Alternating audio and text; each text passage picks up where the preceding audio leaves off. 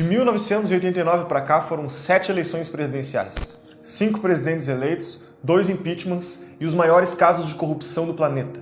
Lavagem de dinheiro, emendas superfaturadas, coligações e conluios. Estamos em um ano de eleição, talvez a eleição mais importante da nossa história. Resgatar esses fatos e quem eram os personagens pode fazer toda a diferença num ano importante como esse. Você que assina o Brasil Paralelo já ajudou a levar o conteúdo dessa série para mais de 2,5 milhões de pessoas. Mas ainda há muito a ser feito. A cada pessoa que assina o Brasil Paralelo dá a chance para que 1.000 novas pessoas tenham acesso ao nosso conteúdo gratuito e tenham a chance de despertar. Lembrando que tudo que você assiste nesse canal depende exclusivamente do seu financiamento. Nós não aceitamos dinheiro público e não temos nenhum tipo de patrocínio. Se você ainda não fez isso, antes de começar esse episódio, entra no nosso site e confere as vantagens para assinante. Seja bem-vindo ao Brasil Paralelo. Fique agora com o 6º episódio da série O Teatro das Tesouras e até breve. E cada nome que o PT pensava caía em algum escândalo de corrupção ou fazia alguma burrada logo depois. Então você pensava, por exemplo, em nomes como Nelson Jobim, né, ele tinha acidente aéreo. Você pensava em nomes como Patros Ananias, aí todo mundo via que ninguém sabia quem era esse cara fora de Minas Gerais. E assim por diante. Então o PT ele acabou fazendo uma coisa que na verdade só o tucanato costuma fazer. Pensar no menos pior. Vai o que tem pra hoje. Ainda era 2009, os analistas falavam, olha, a gente não sabe ainda quem vai ser o candidato do PT. Ninguém fazia a menor ideia de quem... daquele nome já acabado. Falavam assim, podemos apostar, o nome do PT vai ser esse. De repente, para se ver qual era o estado da corrupção do PT ali naquele momento, tendo sobretudo sobrevivido ao escândalo no Mensalão, eles pensam na ministra de Minas e Energia. Você nunca vai pensar num país, vamos dizer, razoavelmente saudável, em que a linha sucessória vá para ministra de Minas e Energia.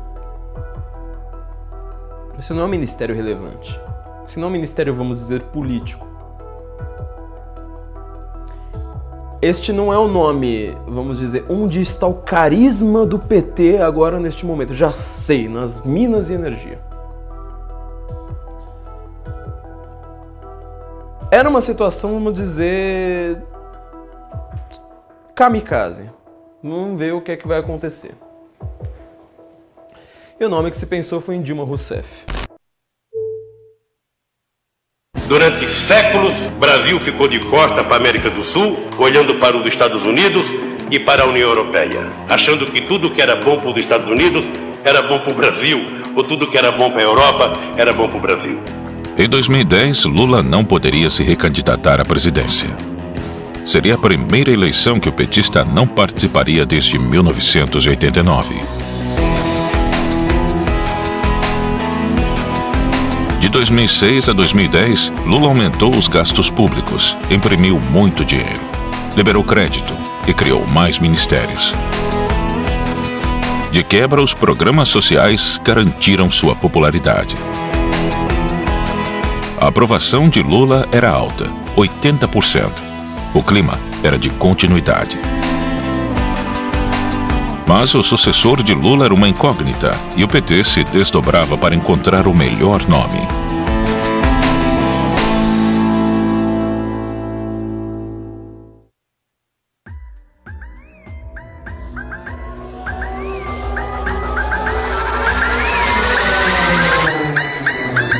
Prometo manter, defender e cumprir a Constituição. Observar as leis. Promover o bem geral.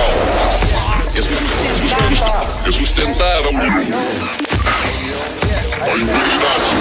e a independência do Brasil.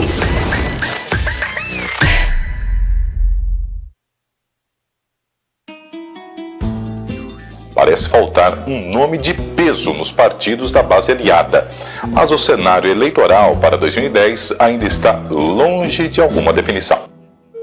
João Paulo Cunha, deputado federal e presidente da Câmara dos Deputados, e José Genuíno, presidente do PT, foram descartados como sucessores de Lula devido ao envolvimento de ambos com o Mensalão.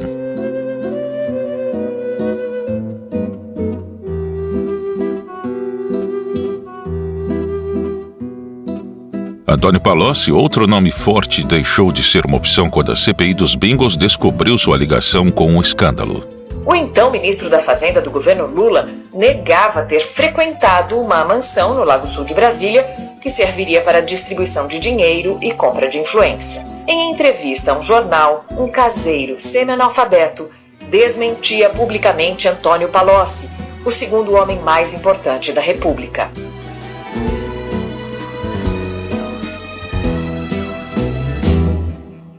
José Dirceu era o principal cotado para a posição. Era o homem forte do PT. Ele foi presidente do partido até 2002 e tinha muita influência. Dirceu foi o responsável por contratar Duda Mendonça e moderar a postura do PT para vencer a eleição de 2002. Como ministro-chefe da Casa Civil, Dirceu ficava como responsável pelo governo, enquanto Lula viajava pelo país. O poder estava centralizado nas suas mãos. Na Casa Civil, Dirceu passou a fazer a articulação política do governo no Congresso, ao mesmo tempo em que coordenava também os principais programas dos diversos ministérios. Dominava as políticas públicas e os ministérios. Seu poder era tanto que ele era conhecido nos bastidores como o primeiro-ministro. E quem concedia os poderes ao primeiro-ministro era o rei.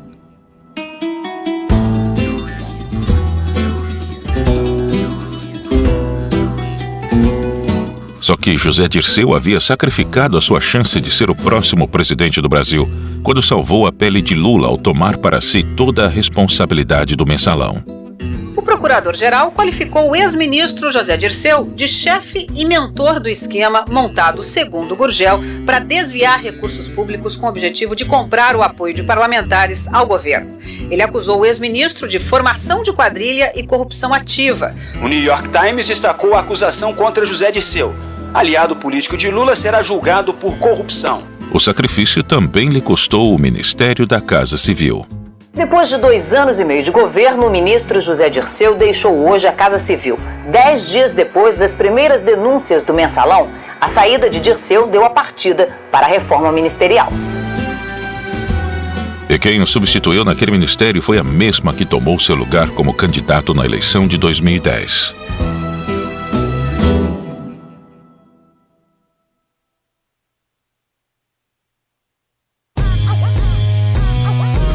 Eu começo o meu discurso dizendo sim, eu aceito a indicação para ser candidato a presidente da República.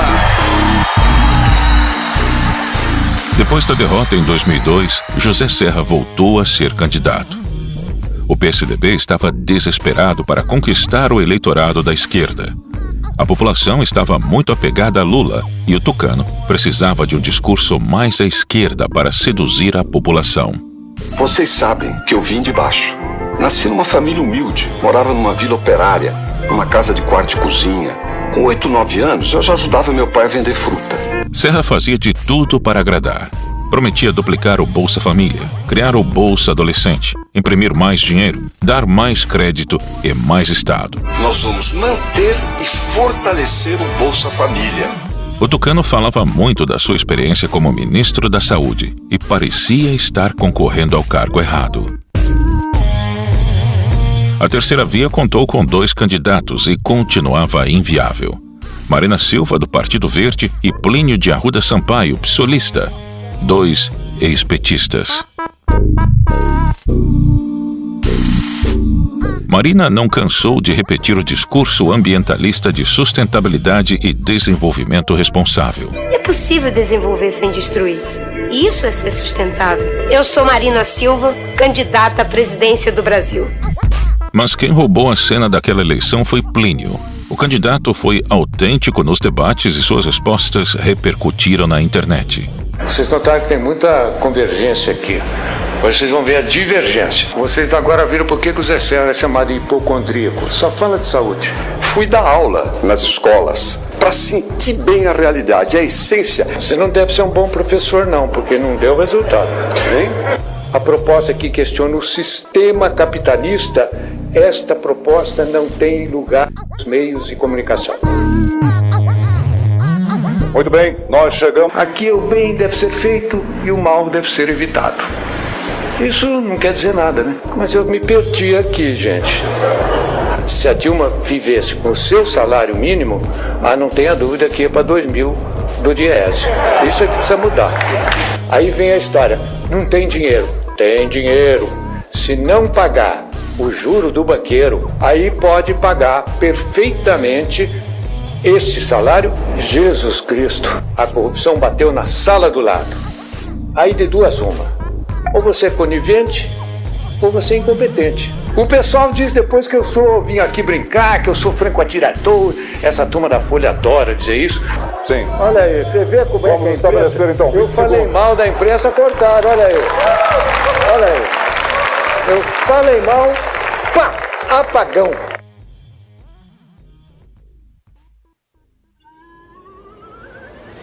Terminou às 13h30 deste domingo a Convenção Nacional do PT, que oficializou o nome de Dilma Rousseff como candidata à presidência. O evento começou com 1h20 de atraso e o primeiro a discursar foi o presidente do partido. O segundo discurso foi o do deputado federal e presidente da Câmara, Michel Temer, candidato a vice na chapa petista. Com a sua alma vai gritar forte e bom som: Dilma, presidente do Brasil. Depois, ao meio-dia em ponto, foi a vez do presidente Lula discursar. Ele discursou como geralmente faz, de improviso, e causou muitos aplausos na plateia. Desceremos a rampa do palácio por onde subimos, de cabeça erguida, com sentimento. Dilma Rousseff era dona de uma personalidade nula, perfeita para ser fantoche de Lula. Uma vitória dela e o governo ainda seria comandado por ele. Uma mulher que vai continuar no Brasil de Lula, mas que fará um Brasil de Lula com alma e coração de mulher. Lula e Dilma faziam visitas às obras do PAC. O projeto foi criado pelo governo em 2007, quando Dilma era ministra-chefe da Casa Civil. O Programa de Aceleração de Crescimento tinha o objetivo de acabar com a pobreza. Suas obras estavam atrasadas e o PT aproveitou para maquiar uma campanha eleitoral. O presidente Lula passou o dia no Rio inaugurando obras do Programa de Aceleração do Crescimento. Ele veio acompanhado da ministra-chefe da Casa Civil, Dilma Rousseff. Mas a manobra não deu certo e o TSE multou a dupla por campanha eleitoral antecipada. O tribunal julgou procedentes duas representações do Ministério Público Eleitoral, que acusavam Dilma, Lula e o PT de extrapolar a propaganda partidária da legenda em 2010 e fazer propaganda antecipada da candidatura de Dilma à presidência da República. Os marqueteiros do Partido dos Trabalhadores se esforçaram para compensar a falta de carisma e a capacidade da candidata. Por isso, a imagem de Lula era constante nas propagandas eleitorais.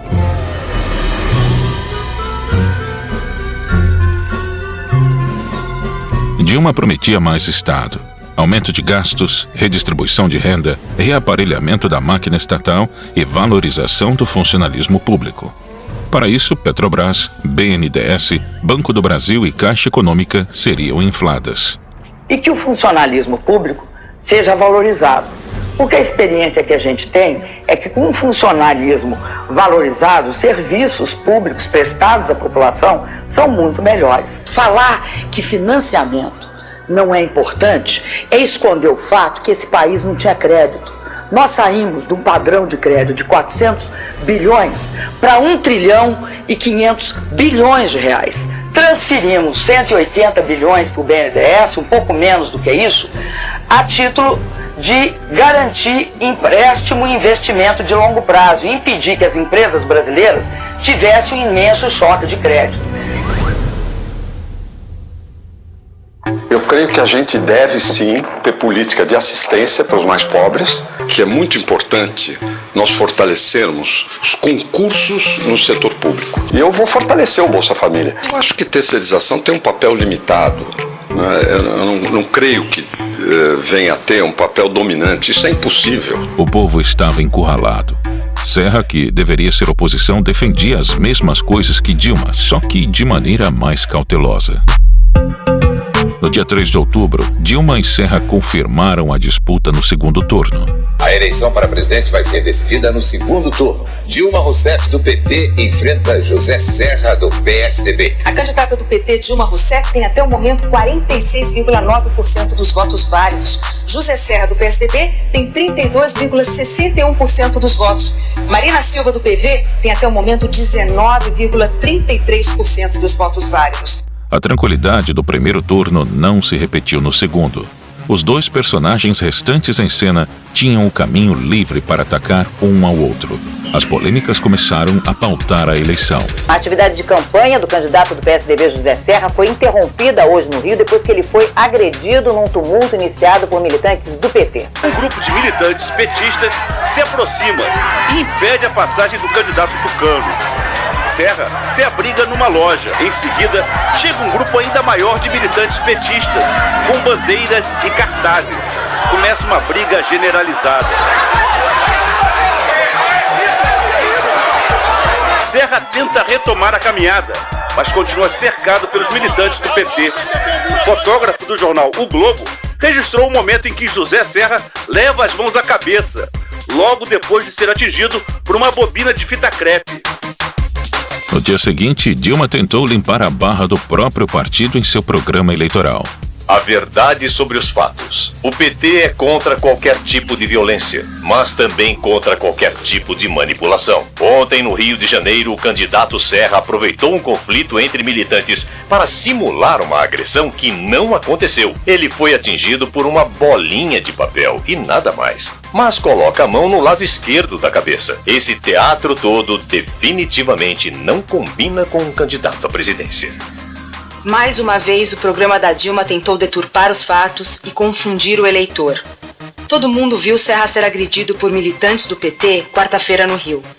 Ontem, o programa da Dilma tentou falsear os fatos, atacando a vítima. Faltando uma semana para o segundo turno, qualquer erro do adversário contava. Serra consultou um perito em criminalística para explorar a agressão. Ricardo Molina, perito em criminalística, analisou as imagens do tumulto quadro a quadro. Não há a menor dúvida que são dois eventos distintos. Um é uma bolinha de papel que não causou dano nenhum. O outro é um rolo de fita que atingiu uma região altamente sensível e que deve ter machucado. No meio de tudo isso, mais polêmicas. Para amedrontar a população, Dilma acusava Serra de ser um defensor das privatizações e que, se ele fosse eleito, o destino do Brasil seria esse.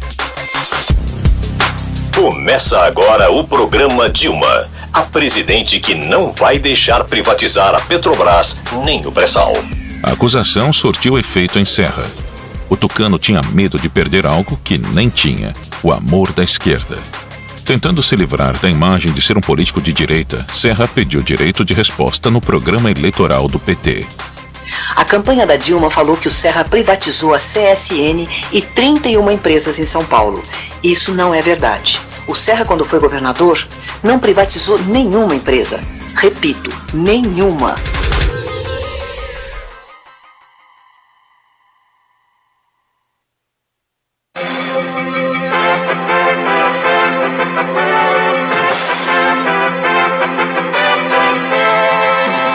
Atenção! Nos próximos 4 anos e pela primeira vez na história, o Poder Executivo do Brasil será comandado por uma mulher. Dilma Rousseff está oficialmente eleita presidente da República. Os números oficiais do TSE mostram que mais de 92% das urnas apuradas e Dilma Rousseff, do PT, aparece em primeiro lugar com 55,43% dos votos válidos. José Serra, do PSDB, tem 44,57% dos votos válidos e, portanto, neste ritmo da apuração, não há mais dúvida. Dilma Rousseff é eleita presidente do Brasil. No dia 31 de outubro, o plano do PT se concretizou. Dilma se elegeu com 56% dos votos. E Lula teria seu terceiro governo. Mas, dessa vez, ele comandaria o teatro por trás dos panos. São os momentos finais de Lula, o ex-operário que chegou ao poder, que governou o país por 8 anos, agora vai descer a rampa. Aguenta coração, hein? Prometo manter, defender e cumprir a Constituição, observar as leis, promover o bem geral do povo brasileiro, sustentar a união, a integridade e a independência do Brasil. Prometo manter, defender e cumprir a Constituição, observar as leis, promover o bem geral do povo brasileiro, sustentar a união, a integridade e a independência do Brasil. Declaro empossados nos cargos de presidente e vice-presidente da República Federativa do Brasil a excelentíssima senhora Dilma Rousseff e o excelentíssimo senhor Michel Temer. Outro personagem histórico das eleições se certificou de que, independente de quem estaria no poder, seu lugar estaria garantido. Durante as investigações da Lava Jato em 2016, os executivos da empreiteira Odebrecht revelaram que doaram via Caixa 2 23 milhões de reais para Serra. Executivos da Odebrecht disseram em delação que fizeram pagamentos ao Caixa 2 de campanha de José Serra em 2010. A denúncia foi publicada pelo jornal Folha de São Paulo. Na delação, os executivos disseram que parte do pagamento do Caixa 2 foi depositada em uma conta na Suíça e que os valores também serviriam para pagar despesas de outras campanhas do PSDB. Na mesma investigação, os ex-marqueteiros do PT João Santana e Mônica Moura afirmaram que o pagamento de seus serviços na campanha de 2010 foi feito pela Odebrecht. Os marqueteiros das últimas 3 eleições presidenciais do PT prestaram depoimentos hoje ao juiz Sérgio Moro. Eles confirmaram que houve Caixa 2 nas campanhas dos ex-presidentes Lula e Dilma Rousseff. Que em 2011 a Odebrecht pagou uma parte que eles tinham combinado de pagar comigo, para mim, da campanha da presidente Dilma em 2010. Segundo Santana, toda a cúpula do PT sabia do esquema. Todos sabiam, inclusive os tesoureiros, os coordenadores de campanha, sabiam exatamente os detalhes.